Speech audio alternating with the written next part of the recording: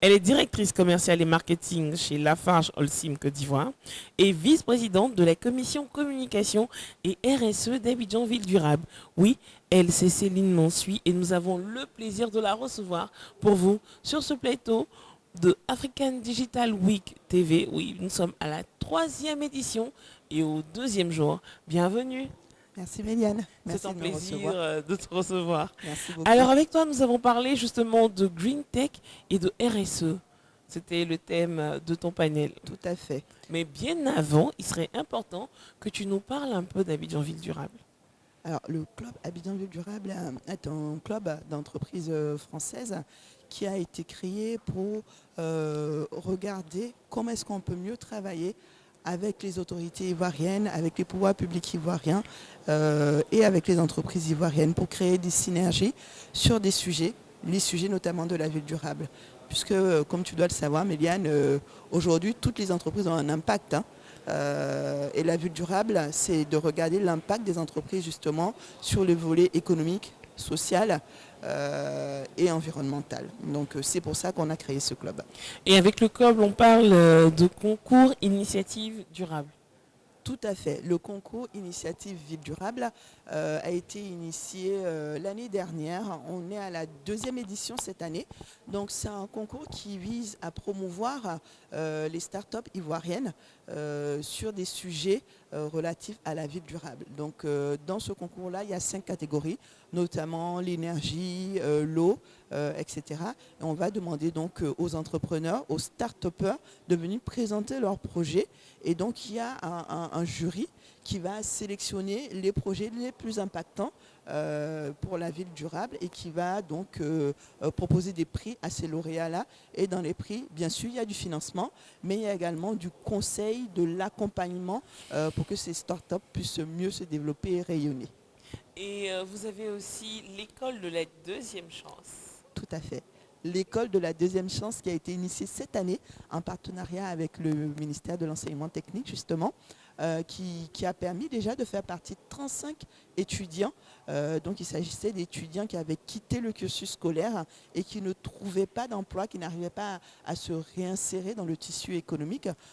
Donc ces étudiants-là ont été sélectionnés et sont allés en France, à Égletons notamment, se former sur les métiers du BTP, puisque cette première vague-là concernait les métiers du BTP. Et à l'issue de cette formation-là, ils sont certains d'être intégrés dans les entreprises du club. Donc je ne sais pas si j'ai le droit de citer des noms, mais les formations ont déjà été faites. C'est autorisé. C'est vrai. Moi, notamment, la première vague, j'étais très contente parce que c'était une vague sur la formation de topographe. Topographe. Ouais. Voilà. Et il y avait notamment 35 étudiants, dont 5 femmes. Hein, Ouais. et 5 jeunes filles qui me disaient, il y en a une qui me disait, Madame, c'était une chance inespérée. J'étais à la maison, je faisais rien de toute la journée. Et aujourd'hui, j'ai une entreprise. Et ces 5 jeunes femmes-là travaillent notamment chez Porteo BTP aujourd'hui. Waouh.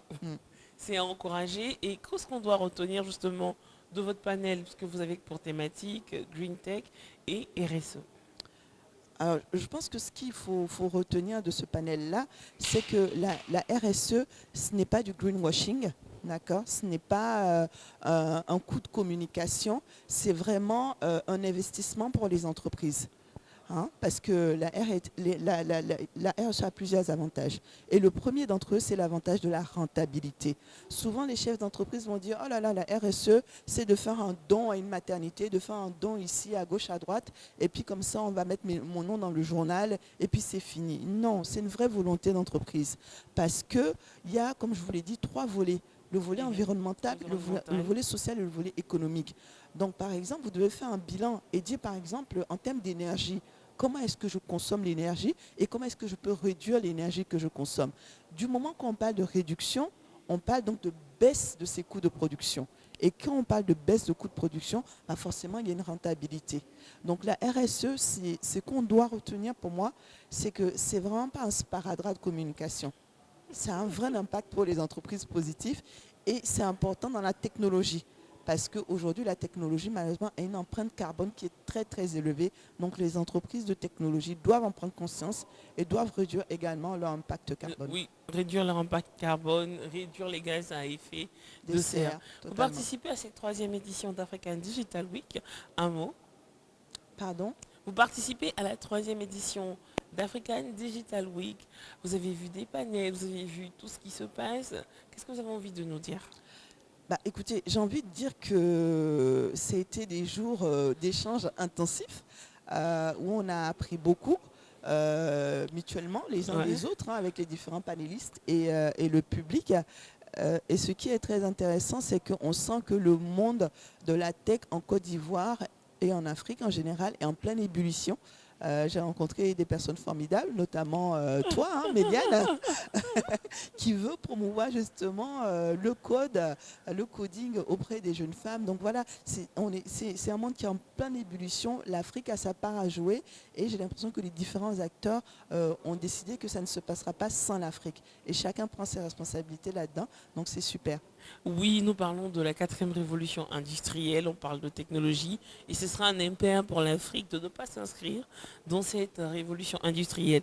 Nous recevions pour vous, nous le rappelons, Céline Mansuy, qui est directrice commerciale et marketing chez Lafarge Holcim Côte d'Ivoire et vice-présidente de la commission communication et RSE d'Abidjan Ville Durable. En tout cas, merci Merci d'être Médiane. passé sur notre plateau et on espère vous revoir prochainement pour les prochaines éditions d'African Digital Week. Merci.